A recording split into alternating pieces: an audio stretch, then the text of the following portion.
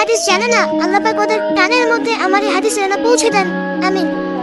নবী সাল্লাল্লাহু আলাইহি ওয়াসাল্লাম বলেছেন, আমি মেরাজের রাতে যখন গিয়েছি তখন এক শ্রেণীর মানুষকে দেখেছি, ওদেরকে শাস্তি দেয়া হচ্ছে। কি শাস্তি?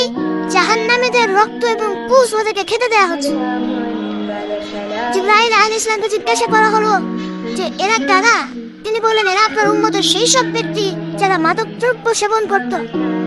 আল্লাহ রাব্বুল আলামিন তার হাবিবের মাধ্যমে জানিয়েছেন, যখন কোনো মুসলিম মাদক সেবন করে বা কোনো ব্যক্তি মাদক সেবন করে তখন 40 দিন তার নামাজ কবুল হয় না। এরপর যদি সে তওবা করে তাহলে আল্লাহ পাক তার তওবা কবুল করবেন ইনশাআল্লাহ।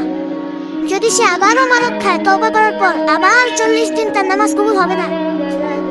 যদি সে আবার তওবা করে আল্লাহ পাক আবার তাকে মাফ করে দিবেন।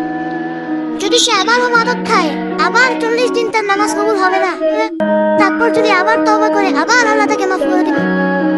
এরপরেও যদি সে আবার মাদকদ্রব্য সেবন করে, নবী সাল্লাল্লাহু আলাইহি ওয়াসাল্লাম বলেছেন, তাকে আল্লাহ রাব্বুল আলামিন পরকালে মৃত্যুর পরে তিনাতুল হাবাল পান করাবেন। তিনাতুল হাবাল। জিজ্ঞাসা করা হয়, ইয়া রাসূলুল্লাহ, তিনাতুল হাবাল কি জিনিস? নবী সাল্লাল্লাহু আলাইহি ওয়াসাল্লাম উত্তর দিচ্ছেন, এটা হচ্ছে জাহান্নামীদের রক্ত, মাংস, এগুলো পুড়ে পচে যে রসটা বের হবে, এটা হচ্ছে তিনাতুল হাবাল।